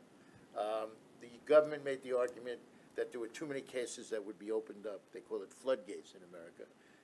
So the case rested. We were told that we'd hear somewhere 6, 7 months from there. It's a little bit longer than then, but it's kind of, there's a sort of humorous anecdote to this. I was on firm business. I was going from London to Paris, and I got out of the taxi by the hotel, and the concierge says to me, Mr. Burris, there's a call from your partner. So I ran inside the call. He says, Don, we won. I didn't know what he was talking about. He says, we won. The Dodgers won the baseball game. What happened today? And, figured out, obviously, that was great. He said, we won, and the Paris match representative is coming with wine and cheese, and you're going to be interviewed in English, and they want to do a big story. And then he says, you better not be tired, because at 11 o'clock, the Jewish community wants to take you to this big kosher restaurant in Paris, and they want to interview in terms of what's happening. It's kind of funny, because the Jewish interview was all in French, which I know very little about. But all I could figure out is they kept saying, Burris Schoenberg. I figured they would say nice things about us. But it was a really interesting experience. So we won. Great. Now. Okay. I'm sorry. Bom, então, a questão foi para a Suprema Corte. Muitos poucos casos vão à Suprema Corte, né? A Suprema Corte, fundamentalmente, ela decide quais os casos que ela vai julgar, né? Então, são muitos poucos casos. Há um trabalho de bastidores muito intenso, né? Ele usou especificamente, né, a palavra lobby, então um trabalho muito intenso de bastidores para que a questão pudesse, então, ser levada para a Suprema Corte, e ela acabou sendo levada para a Suprema Corte, e há um episódio que é retratado no filme, segundo ele, esse episódio é um episódio bastante próximo da realidade, né? Só que é quando, no filme, né, um dos juízes da Suprema Corte faz uma pergunta que ninguém entende. A única mudança, né, é que aquela pergunta não foi feita pelo presidente da Suprema Corte, que na época era William Rehnquist, mas foi feita por um de seus juízes, o Souter. O Don conta que, quando saiu o resultado, né, porque os julgamentos da Suprema Corte não são necessariamente públicos, então, muitas vezes, houve uma sessão, né, uma sessão na qual o Randy Schoenberg e o Don Burris compareceram, fizeram a sustentação oral, mas o julgamento mesmo não ocorre naquela sessão. O julgamento pode ser, o resultado é, muitas vezes, comunicado posteriormente, foi o que aconteceu. Então, quando o Don estava na Europa, ele recebeu um telefonema do Schoenberg comunicando isso, né? E aí houve uma movimentação muito grande da imprensa francesa e da comunidade judaica na França para conversar com o Don sobre esse caso e sobre o resultado que eles haviam conquistado. Okay. I'm very used to listening to federal judges when they order me to do something, so I'm going to be very quick at this point and try to wrap things up. I don't think she'd hold me in contempt, but I respect her wishes. As you know, the case was decided in Supreme Court procedurally.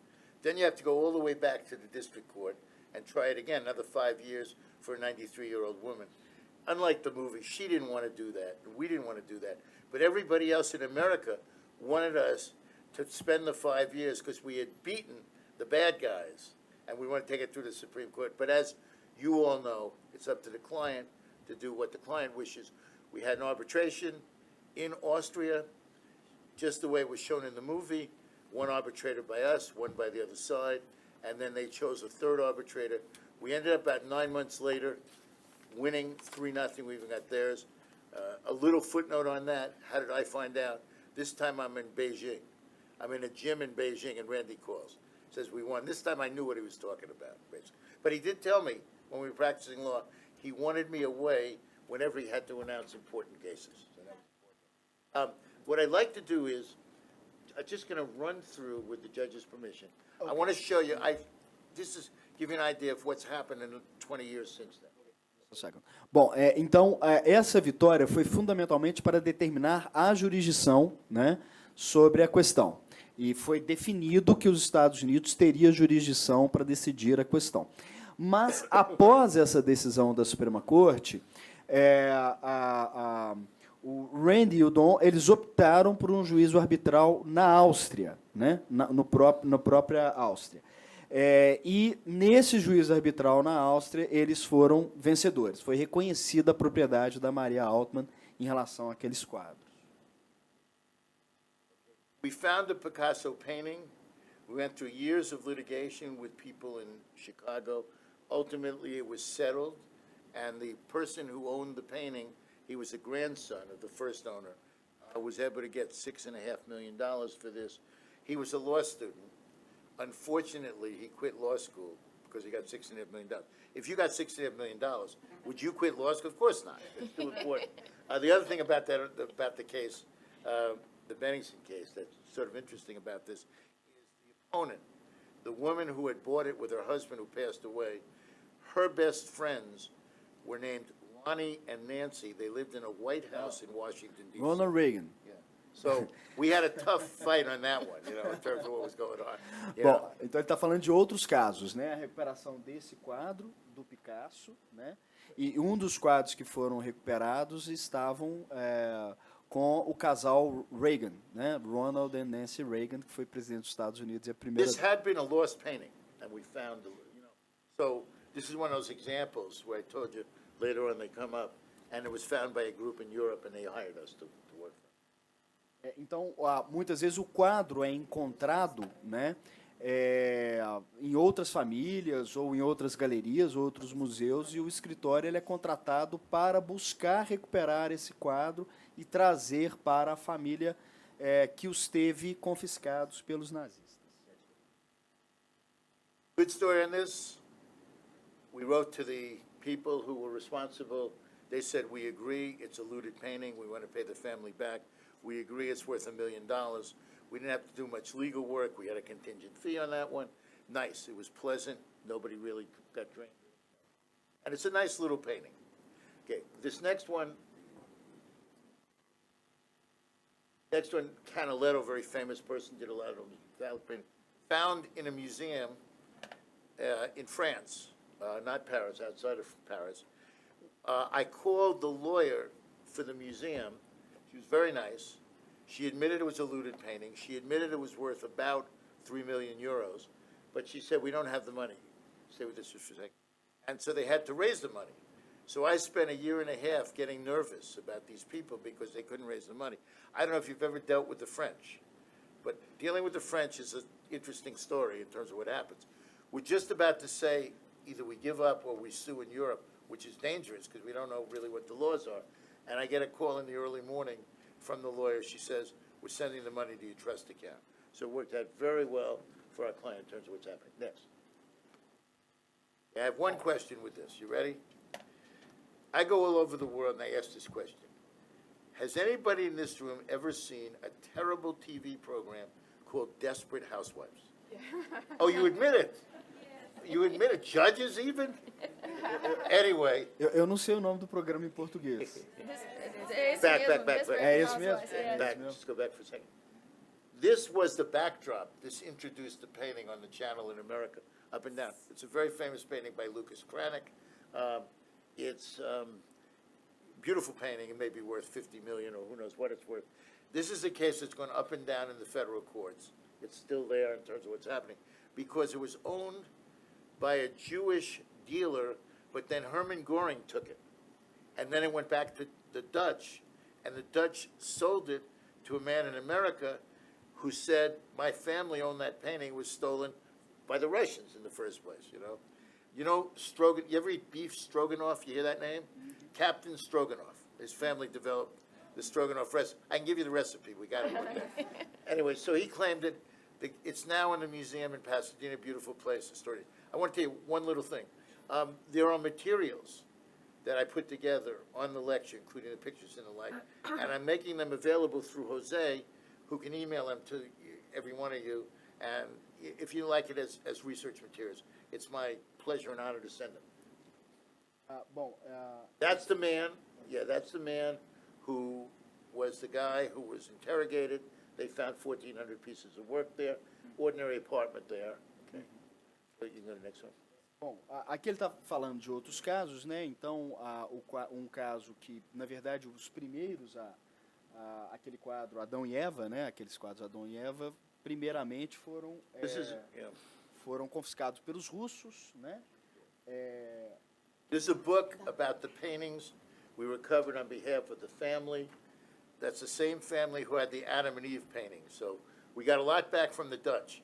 Interestingly enough, the Dutch government says, we're not sure you have the legal right to these, but you have the moral right to them. Ok, então esse é um livro sobre os quadros que foram e que estão sendo Oh, that's- reclamados, né? Reivindicados. That's, some lady just wanted to be in the picture here with me because I'm so famous.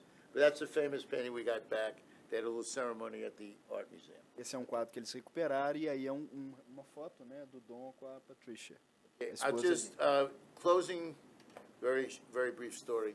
There's a story that goes around that Himmler, a really bad Nazi, was interviewed at the beginning as they were slaughtering Jews and stealing property. And they said to him, we understand why you're killing the men, because they can fight you. We understand why you're killing the women, but, and because they can give birth. But why do you have to kill babies, all these horrible stories of babies? His answer at the time was, because if we don't do this now, their grandchildren are going to come back and try to restore their culture. That's my story. Thank you very much, by the way. I'm sorry, I didn't mean to go over.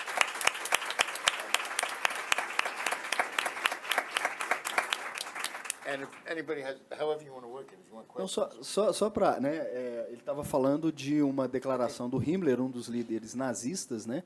A gente poderia entender por que matar os homens ou torturar os homens, porque eles poderiam lutar contra os nazistas, por que matar as mulheres, né? Porque elas poderiam dar à luz, né, filhos que combateriam os nazistas, mas por que matar as crianças, né? Porque elas, no futuro, vão buscar recuperar a cultura que nós estamos tentando eliminar, né? Então, ele encerra dessa forma. You want to, everybody have a quick question or an immediate one you want answered? Bom, There's a Doutora. person there, I think. Yeah. Yes.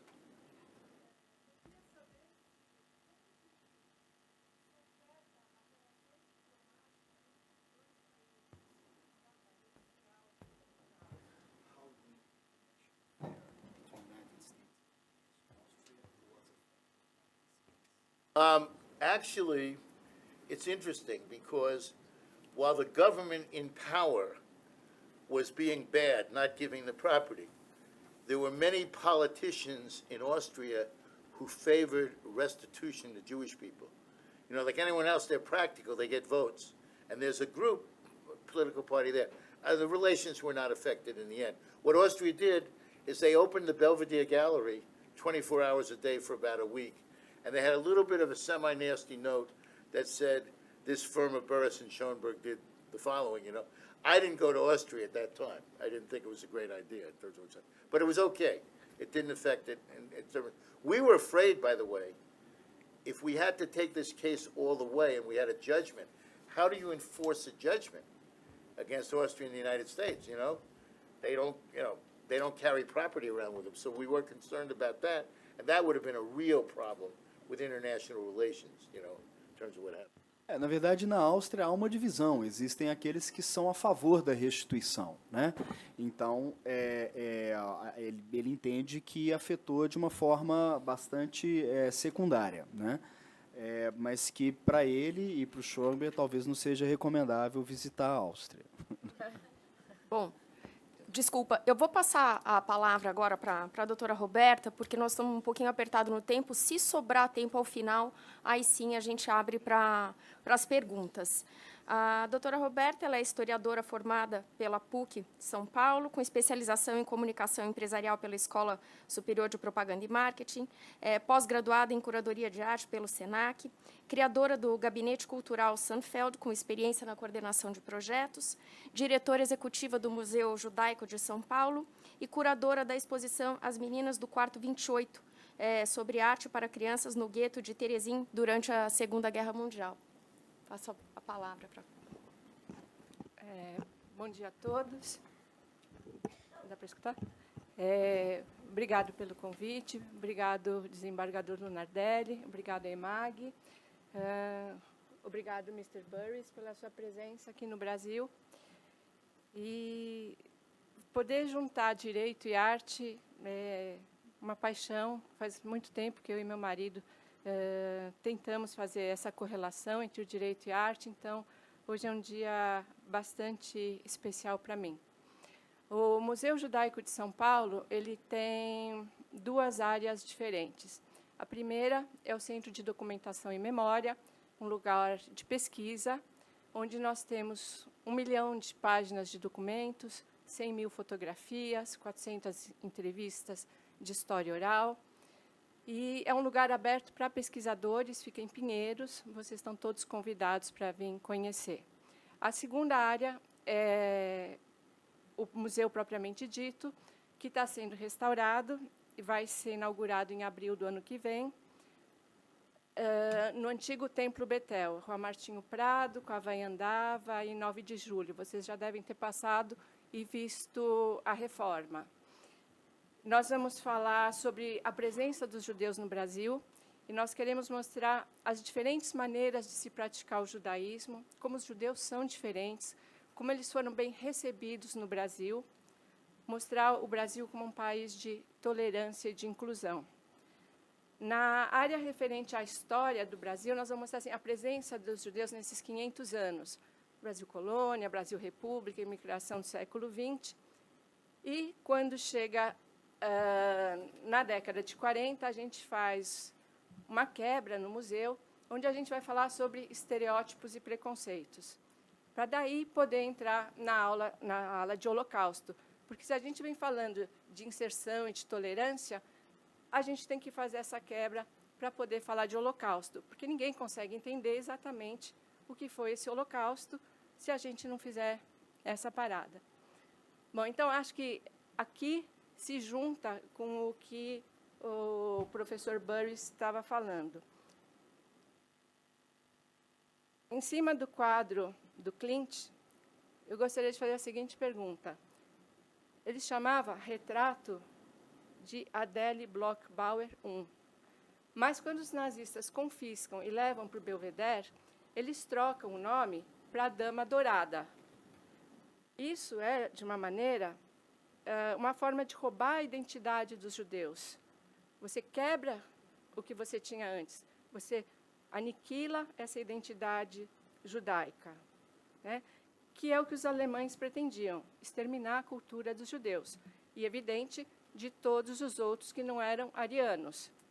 Os testemunhas de Jeová, os homossexuais, mas, mais marcantemente, a questão dos judeus. Então, trocar o nome fazia parte dessa política.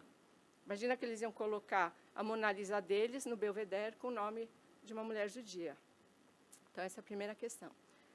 E aceitar devolver os quadros que foram confiscados seria uma forma de admitir a pilhagem e a roubalheira que a Áustria fez, né? E a própria conivência do governo com o nazismo.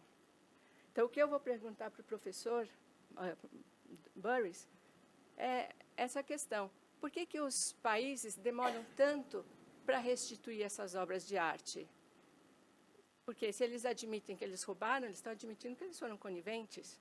A Polônia é um país que até hoje tem graves problemas em admitir que eles foram coniventes. Eles acabaram de fazer uma lei que mostra o contrário, que não, que eles são ótimos, que eles não fizeram nada, que eles que sofreram juntos, quando a gente conhece milhões de histórias de como os poloneses, sim, foram aliados dos nazistas e, sim, ajudaram a matar os judeus, né?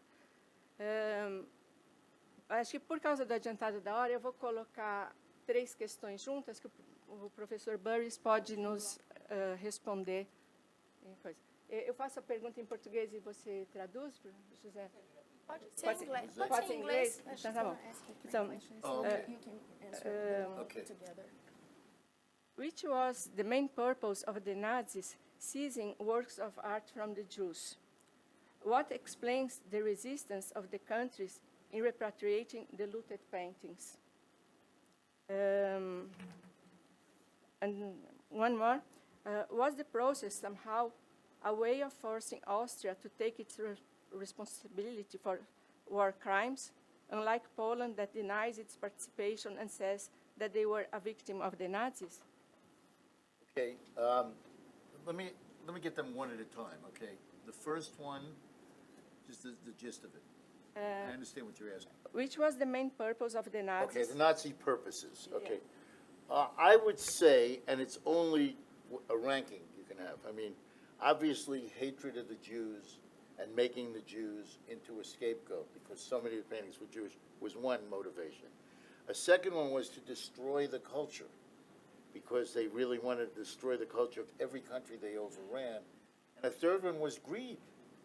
They made a lot of money to buy machinery and arms and everything else like that by selling. Imagine if you see multi-million-dollar paintings for nothing. And a fourth one, I think, was just the Nazis wanted to outdo each other. Göring and Himmler and Hitler, they all wanted to have big collections of famous paintings. And you got to add another one, and that was that Hitler was a failed artist, and he wanted to show, I know better. So that, I think, it's hard to judge between them. But certainly destruction of Jewish people and pure outright greed. You know, these were awful people. Second one, just the gist of it. Yes. What explains the resistance of the countries in repatriating the looted paintings? I think you have to just go into history for that. One of the reasons is that many of the countries that were overrun just wanted to forget about their history. Like when Jews came back to live in their houses in certain towns and certain places, they were shooed away, sometimes at gunpoint, you know. Especially in Poland. In Poland especially, right. But not just Poland, other places too. And it wasn't a happy time for them because other people who weren't Jewish had moved into houses and taken businesses and the like. So some of it had to do with the fact that the people wanted to forget about it. Some of it had to do with latent anti-Semitism, you know, unfortunately. Some of it had to do with practicality. Oh, I'm sorry. Some of it had to do with anti-Semitism. Some of it had to do with practicality. How would they prove where the paintings would go to otherwise? And some of it had to do with bureaucracy, you know, in part. Total, you know, it sounds strange that you rank bureaucracy above human rights, but it happens. I, as a person, you know, I'm going to be getting up there. I'm going to be 75 in September, but I have a lot of hair. Did you notice that? 75-year-old. Anyway, for most of my years, I have always asked myself, how could a country like Germany turn itself over to the Nazis and let the Nazis rule, you know? And I don't know. I mean, you know, I don't know why they were so intransigent, these countries. And then they would double talk, like Holland in our case. You don't have a legal right, you have a moral right. You can have this one, you can't have that one.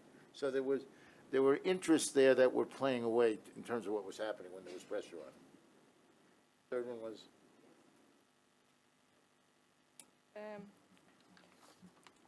We know that in Austria in 1998, they changed the law to give back the looted art.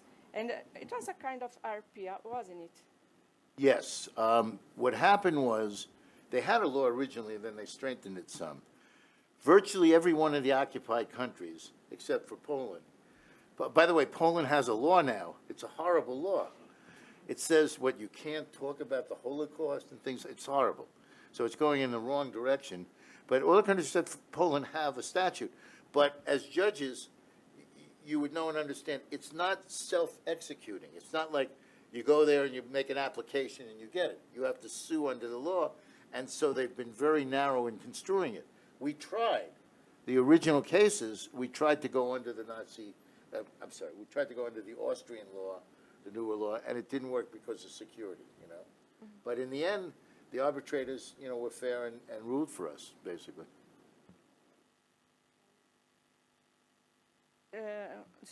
I think you already answered, but was the process somehow a way of forcing Austria to take its responsibility for war crimes? I don't think they ever took responsibility for the war crimes. I think what they did, they were forced to give it back, obviously, by legal process and by world public relations. They, to the end, they would argue that they didn't commit a crime, that it was done by the Nazis who came in there, they had no choice, and they were victims of the Nazis. You know, they try to do it that way. So Austria's never really admitted publicly. Do you remember the scene in the movie where there's a possible settlement, and all they have to do is admit it was wrongfully taken and make sure that my grandchildren and Randy's grandchildren have a little money? Beyond that, they could have said at the time, they wouldn't accept responsibility. And it's dreadful in terms of what's happening. That's why I say, and I'm very concerned with the Jewish people, but beyond the Jewish people, we have to be vigilant around the world about cultural deprivation and about the idea that you can somehow subjugate a people. That's not where we're supposed to be going, you know. One of the most famous people I know, or I heard of, was a baseball player named Jackie Robinson. He was the first black player in America. And I remember one of the sayings he had, he's a real hero of mine, was, you know, you're known by what you leave behind. And I'm hopeful that in my limited instance with the work I'm doing, I'm leaving behind something positive for the people I'm working for and, you know, and people I talk to. So it would be a great legacy to me, you know, if I found out, you know, that some people were inspired in some way to go in this direction. And really, it enables you to be, I know you're judges and I know you're lawyers, and it's very famous and very popular, but we all want to be humanitarians at the same time. I'm sure you are, and I know you will be in the future. So that's really what I think. And do you know any case in Brazil about restitution of looted art? You know, it's funny because I've been working, I spoke in Canada, and then I was hired by, they call them First Nation, the Indians, to get back artifacts. And I was hired by some people in Germany to get some paintings back. So I've been to other countries. When I was on the plane coming down here, I realized I don't, and I should. In other words, I don't even know what groups, were they Indians or former slaves or something like that? I don't know. I do not know, but I'd be very interested, and certainly our group, not just to get clients, but to help out in some way. We find out about a case, we will often consult. I've been asked to consult, not for money, but just to help people in a situation like that. So I do not, but I'd be interested to see where the law has gone on that.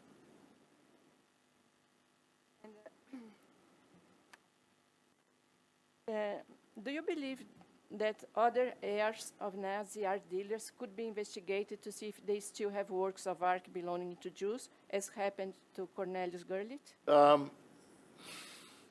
I mean, I think they should be investigated. I don't know too many heirs of the dealers in that case, but I think that there's rumors.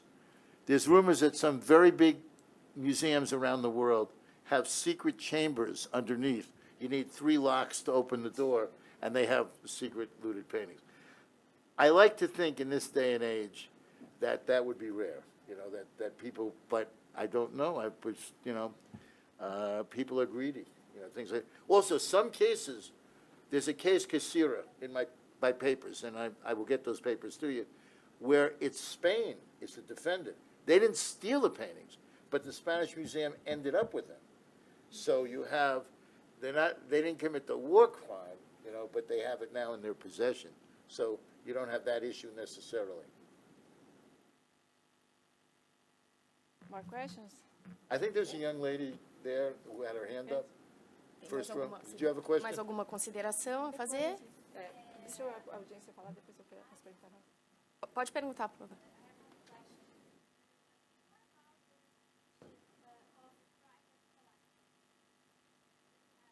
Oh, yeah, I should mention this because maybe I left a misunderstanding. Most of the cases are not museums and countries. That was unusual. Most of the cases are gallery owners or individuals who have the paintings.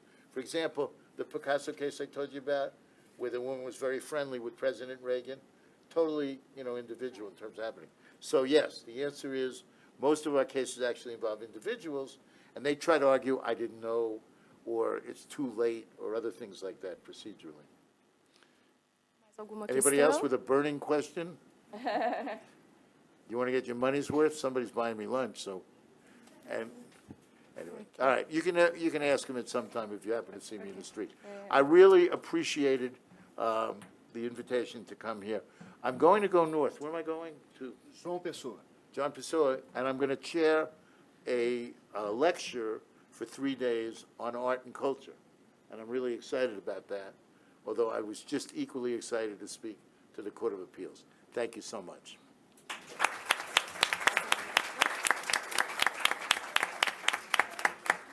Alguma consideração? Passo a palavra para o doutor José Alfredo. Não? Não? Bom, não havendo mais perguntas, então, gostaria de agradecer por terem aceito o convite, por terem vindo. Obrigada pela exposição brilhante. Foi um prazer ouvi-lo. Gostaria de agradecer à doutora Inês, ao doutor Lunardelli, por terem me convidado para coordenar aqui os trabalhos. Agradecer à JUFESP pelo apoio, a presença da Caroline, que está aqui na mesa.